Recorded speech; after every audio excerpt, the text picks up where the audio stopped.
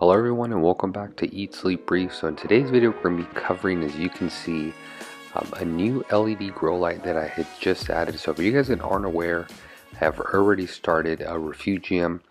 I did purchase this light on Amazon. I'm going to give you guys a little bit of a rundown as to why I kind of went with this versus the previous one I had.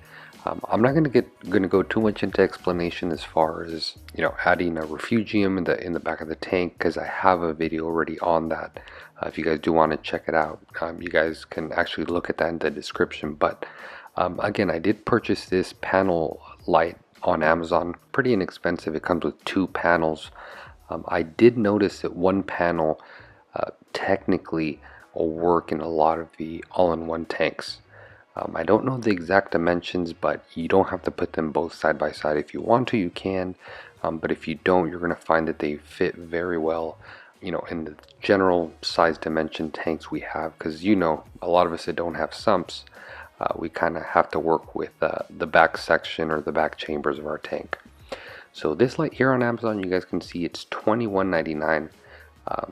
Has, I think, one of the best features I saw on this light. It's a very low profile light, so versus the previous one I had used, the DIY one I made, I did notice that this one was quite a bit lower profile. So in the low profile, obviously it just would mean it wouldn't protrude too much in the back of my tank. So all in all, it was just a cleaner setup. Another thing I did like about this light is the back section where the LED lights are mounted. That is actually aluminum. So being aluminum and LEDs, we all know LEDs tend to generate some heat.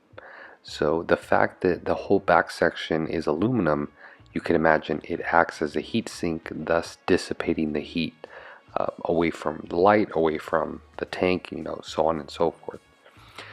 So recently you guys are probably saying, well, why did you go with this versus Chaeto or Chaeto reactor?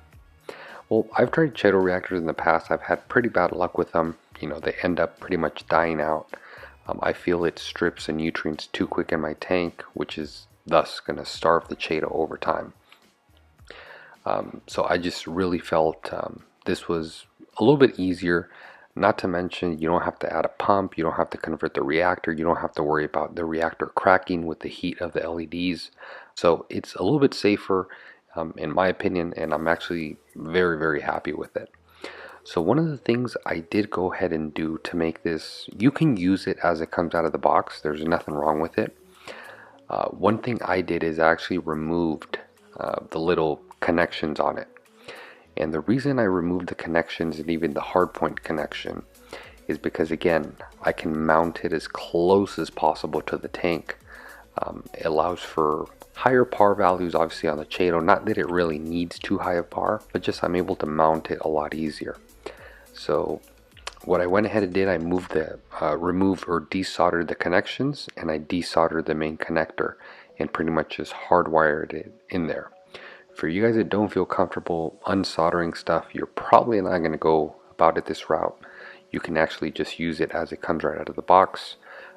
Velcro, I mean, there's various different options of mounting this on the back of the tank. So every tank is different. In your specific tank, you may have to opt for kind of a different way of mounting it. But in my specific setup, I went ahead and just lined the exterior of it with Velcro, put it on, and it's very simple to remove or put on. All in all, I'm very happy with it. You're gonna have a spare panel. You can either toss that in the trash or save it for something in the future. I personally am just going to save it. If you do want to butt them up together, great. If you have the space that allows for it, you should be good. So that's pretty straightforward. So if you are going to opt to use it like this, obviously you would just connect the power supply and you're ready to rock, kind of right out of the box. So on one of these guys, you're going to see when you are finished with it, this is going to be the final product as far as what it's going to look like. So you can see I've already removed the connector, hardwired it, and again, this just allows for it to mount a lot closer, and in my opinion, it's a little bit easier. Again, I just soldered this on. It was nothing crazy, If you don't feel comfortable with that, obviously this probably is going to be the route you take. You're just going to mount it as it comes right in the box. So I am adding some heat shrink tubing here, just to make sure the positive and negative don't make contact with anything else, so it doesn't short out in any way, shape, or form down the road. So here we're going to give it a quick test, plugging it in. One thing I did like about these lights, and I think, not to mention the iron I've been dosing. If you guys missed that video, you gotta check it out if you're having issues growing Chaeto. But anyways, I think one of the reasons I'm having better results with this light is the spectrum. So it has a bit more of the white LEDs, not to mention it's a little bit different than the previous ones I had, both in the reactor and in the hang-on back. So I've had great results with this light, and again, I think it has to do with the spectrum it's running, because Chaeto, I mean any photosynthesizing either corals or algae, spectrum is a big player for them. So if you are running the wrong spectrum, you're going to have issues. So here you guys can see kind of how I mounted it. You can get an idea kind of the Velcro holding it in. It's very low profile, as you can see. It's probably sticking out no more than, I'd say, 1/4 of an inch, if that. So it's not touching the glass, it's not making contact, but it is very close to it. And this just all in all allows for a very clean setup. Obviously, if you do have a black film on your tank, you're gonna have to cut that so the LEDs can go through it. But once you do have that taken care of, it's pretty straightforward. So here's some shots of how much Chaeto I started with, and I think this is about probably close to, if not already, a month ago.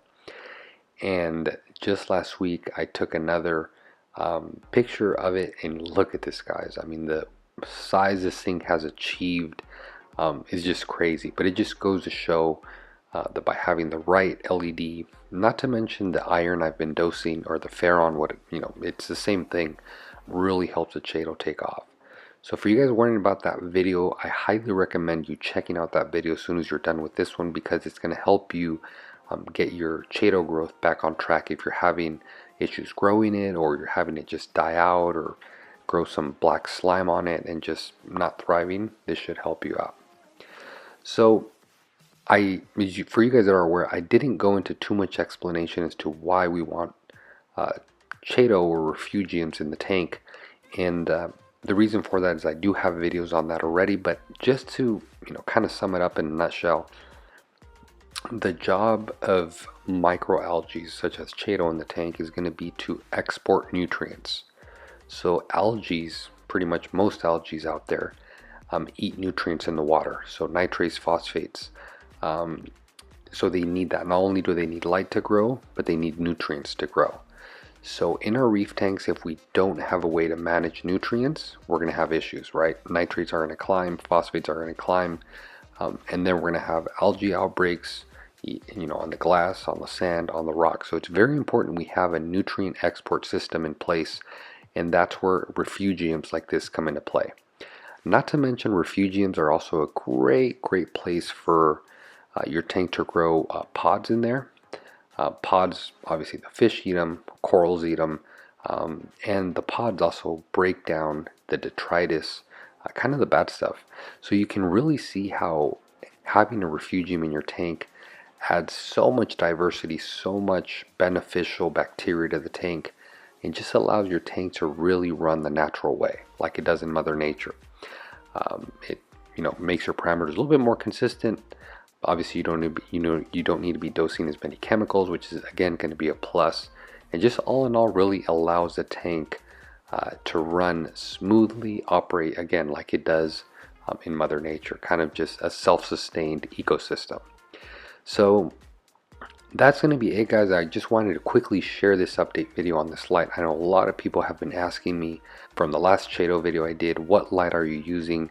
So just wanted to let you guys know exactly what light you're using. You can get this on Amazon. I'm going to have a link down in the description for you guys who do want to purchase it.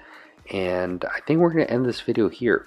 I'd love to hear your results that you've maybe had or haven't had with Chaeto reactors, refugiums. I'd also love to hear what light you've had success with. Obviously, me having an all-in-one system, I can't really run the nice AI Prime lights or Radion or anything, the Kessels. that are kind of designed to grow Chaeto, because again, I just don't have the space. So this is kind of my way of doing it, and I think hopefully a lot of you that have all-in-one tanks are gonna find a great way to start a refugium in your tank and just make a really effective export system. So we're gonna end this video here, guys. Really hope you guys enjoyed it. Again, if you guys have any questions, comments, or concerns, please leave them down in the comment box below. As always, guys, thanks for watching. Happy reefing.